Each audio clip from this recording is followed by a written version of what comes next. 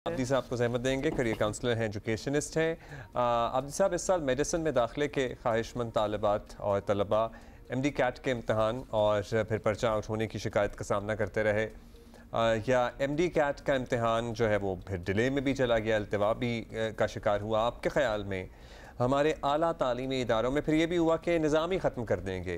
Ultimate इसका solution क्या होना चाहिए, क्या इक़दामात हों कि इस मसले को हल किया जा सके? ये मतलब यकीनन हमने आपसे ये सवाल करके, क्योंकि बहुत से लोग हैं जो अपने आइडियाज़ भी दे रहे हैं, लेकिन द प्रॉब्लम इज़ कि ये मसला हल होके नहीं दे रहा कुछ सालों से। एक्चुअली जब से ये एमडी कैट वाला मामला बना है, इट हैज़न्ट सेटल्ड एट ऑल।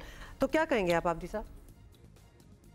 ये एक ऐसा मसला है जो ना सिर्फ बच्चों को डिमोरलाइज करता है, डिप्रेस करता है जब ये टेस्ट आउट हो गया और टेस्ट कैंसिल हो गया। चैलेंजेस, एक मेडिकल का टेस्ट है, इतनी बड़ी तादाद इस टेस्ट में अपीयर होती है, इतनी फीस आपको मिलती है इसकी, और एक टेस्ट हम ऐसा डिज़ाइन नहीं कर सकते। कितनी एडमिन कॉस्ट इसमें जाती होगी आप देखें, और जो मैनेजमेंट इसमें करनी पड़ती है, उसके बाद फिर हम ये कह देते हैं कि ये टेस्ट आउट हो गया, दोबारा होगा। पूरी दुनिया में इस किस्म के जितने टेस्ट हैं वो कभी चैलेंज नहीं होते, कभी आउट नहीं होते। हम लोग जो कि हमारे पास तमाम वसाइल मौजूद हैं, हमारे पास टैलेंटेड पीपल हैं, पर्सन्स हैं, बॉडीज़ हैं, हमारे पास एक्सपर्ट्स हैं, और हम एक टेस्ट नहीं बना सकते जो कि क्रूशियल टेस्ट है, चूँकि बहुत बड़ी तादाद आपकी मेडिकल का एग्ज़ाम देती है, और आपको ना सिर्फ ये कि वो टेस्ट चाहिए, बल्कि ऐसा टेस्ट चाहिए जो उनकी क्वालिटी ऑफ एजुकेशन की और जो उनकी एंट्री क्वालिफिकेशंस के लिए दरकार है, उनकी जो असेसमेंट है कि वो वाकई मेडिकल पढ़ सकते हैं या नहीं, उस पर भी पूरा उतरता हो।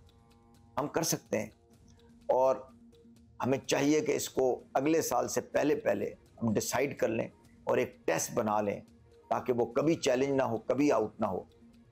मुझे उम्मीद है कि ये इसके ऊपर काम होगा। आब्दी साहब, वैसे थैंक यू वेरी मच। ये बस एक दुआ ही की जा सकती है कि ऐसा कोई टेस्ट बन जाए जो बिल्कुल कंटेस्ट ना कोई कर सके, जो आउट ना हो, मतलब ये सारी चीज़ें। लेकिन कुछ भी कर लो, बट प्रॉब्लम्स फिर भी आ ही जाते हैं, and we really don't get it कि इनको किस तरह हल किया जाएगा। और जो स्टूडेंट्स हैं वो भी मुतमईन आगे बढ़ेंगे। आम इंतखाबात 2024 में ख़वातीन वोटर्स ने इलेक्शन के नताइज में अपना भरपूर हिस्सा डाला है। ज़्यादातर वही उम्मीदवार जीते हैं जिन्हें ज़्यादा तादाद में ख़वातीन ने वोट दिया है। फाफन की रिपोर्ट ना सिर्फ दिलचस्प है, बल्कि सियासत में पाकिस्तानी ख़वातीन के बढ़ते हुए किरदार की निशानदही भी कर रही है।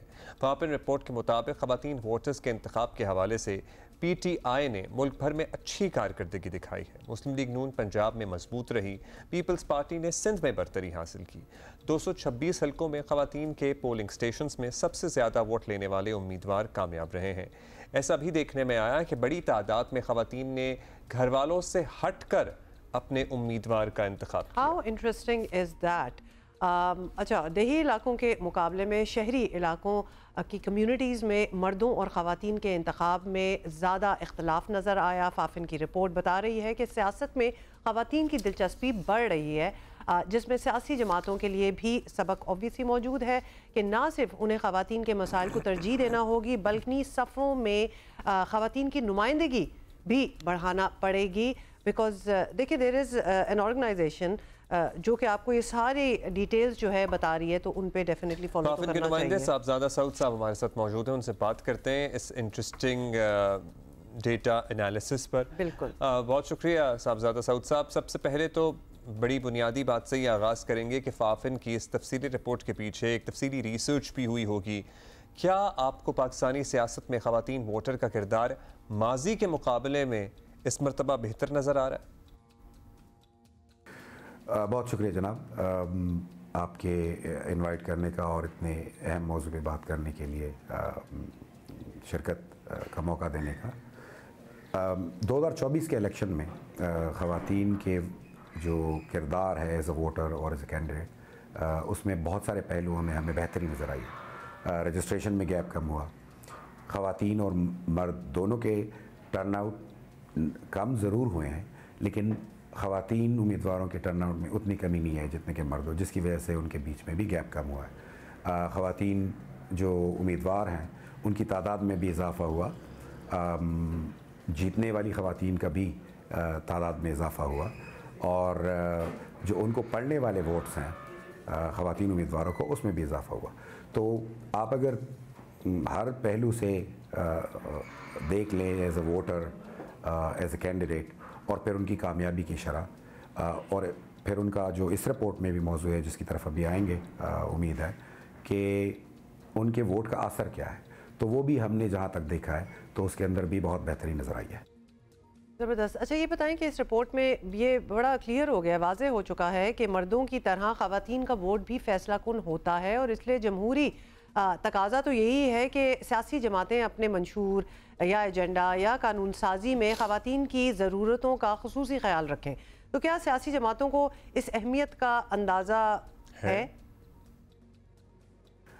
मैं सिर्फ सियासी जमातों का ही नहीं कहूँगा, मेरे ख़्याल में बहुत सारे स्टेक होल्डर्स जो हैं उनके लिए हमारी रिपोर्ट तो एक एफ़र्ट है,